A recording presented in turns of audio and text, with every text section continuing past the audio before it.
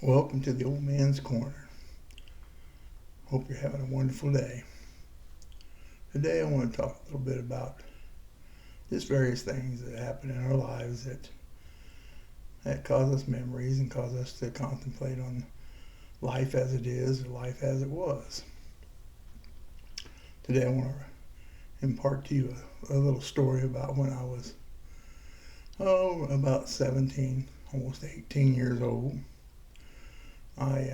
My friend and I, Carlos, we had discussed maybe going into the service together, which at that time, back in the 70s, wasn't a very popular thing for most of us because it was a Vietnam War type era and all that stuff, and most teenagers at that time really didn't look to want to go into the service to go overseas and things of that sort. So, but we talked about it, but for both of us had to lose some weight. We knew we was gonna have to lose some weight and stuff so we could pass physicals to get in and try to get ourselves in some type of order to do that.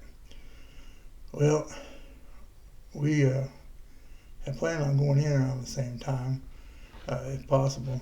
Carlos, he wanted to go into the Air Force. Uh, I wasn't real thrilled about that. I wasn't real thrilled about really going into any of it that much, but I thought, well, I'll start out a little easier. I'll start out to see about joining the National Guard. And so we set out on our efforts to do things. And Carlos, he stuck with his, and he went and joined that after school. After graduating and stuff, he ended up going to the Air Force. And so I went up, and I thought, well, I'll go ahead and try to get into the National Guard, because that way I wouldn't have to. I'd be more likely to be stationed over here, around locally and stuff like that.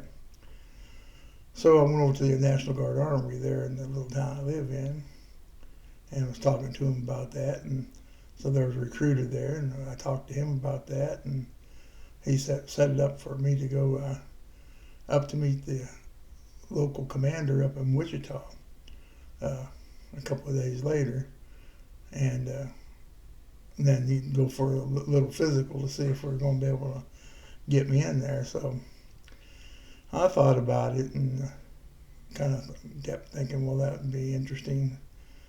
But then I got thinking more about it, and I thought, no, there was a lot going on in the world at that time. So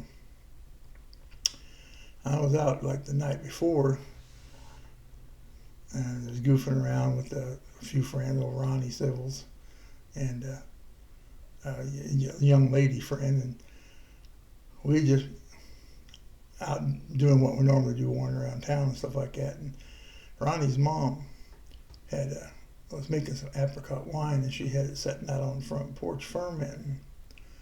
And for some reason, we got it in our head that maybe we could go borrow a bottle of that apricot wine and kind of party up. So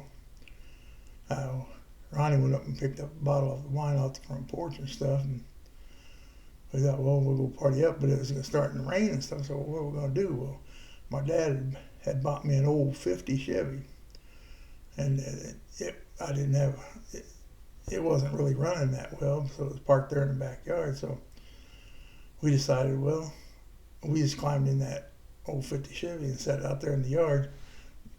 Started drinking that apricot wine and stuff like that, and got getting kind of silly faced, and I got kind of really messed up and started to get out of the car and stepped in the mud and lost my shoe and got kind of messed up that night. And thought, well, that might not be a good thing, because the next morning I was supposed to go up to the National Guard up in Wichita, and I'd go to the local National Guard, and I was going to ride out. He was going to take me up there to meet the commander. So I got up, and I felt like death warmed over, and I couldn't hardly see straight. And we had to leave early in the morning, and it was hot. It was in July, and he decided we were going to ride up there from Winfield up to Wichita in a Jeep, and out in that sun on top of that.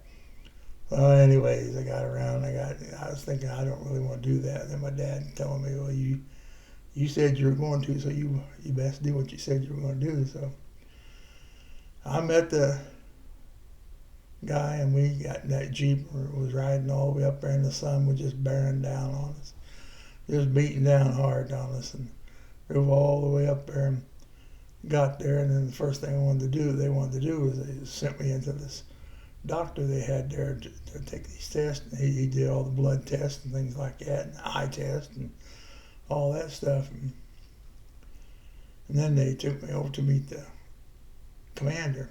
I couldn't hardly stand up. I was hurting so bad. I was so hangover. And so I talked to the commander and stuff. He's a nice guy and stuff, but he said, well, we'll get hold of you in the next few days. And so I had to ride all the way back down in that Jeep too, in that boiling sun and stuff. Well, a couple of days later, they sent me a notice that, no, you don't quite, he couldn't pass the physical. We couldn't, you were a little about 34 pounds overweight. We tried to stretch your height. We was going to make you like 6'2", so that you could get in. If you were that tall for that weight, you could get in. But they were trying everything to get me in there. But the doctor, before I left up there, he said, you know, he kind of messed up, guy. I don't think you're going to pass any of this stuff. And I said, well, I don't think so either. So anyways, I got out of doing that, and then I decided, that wasn't something I wanted to do anyway. So I went on with my life and did other things. But it's just one of those things where, your life, you think your life is going in one direction, and you plan something like that, and then for some reason, either you don't want to, or fate steps in and says you don't need to be doing that. Because my life would be much different if I had done that.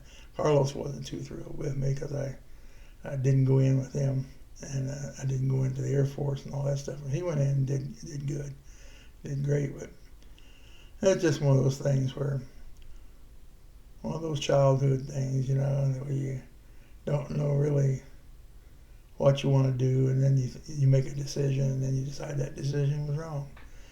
So I just wanted to share that little story with you, and it was kind of humorous in a way. And then because the doctor up there, when he was doing all those tests and stuff, he looked at me like, I don't even know what you're doing here. And I tried to tell him I don't know what I was doing here either. So, but it was kind of interesting, but it was kind of stupid. Now my thoughts on those things have changed a lot. Now I'm very much for people that want to go into the service and serve and do things. And this day and age, when war and stuff is going on again, my thoughts and ideas have changed a lot. I just wasn't that thrilled back then about doing that stuff. And of course now this is 60 years later, so it makes a world of difference. So if you have anything this type of thing happened to you, where you had these kind of thoughts about doing things and then decided no, that wasn't the best thing to do for you at the time, and you did some silly stuff to get out of it, let us hear about it. Let us know. I just want to share a few things. I'm just going to share a few things from now on like this. I think the world has got enough people telling you how bad the world is, and how messed up it is, and how things are going to get worse and all this stuff. And I think God has told us, don't fear, because put your faith in God and put your faith in His workings, and don't fear that it all comes out in the end. We're only here for a short while anyway. So, well, God bless you, and I hope you have a wonderful day, and enjoy life, and whatever comes up for you, and if it's good, do it. If it's not, don't. So love you. Talk to you later.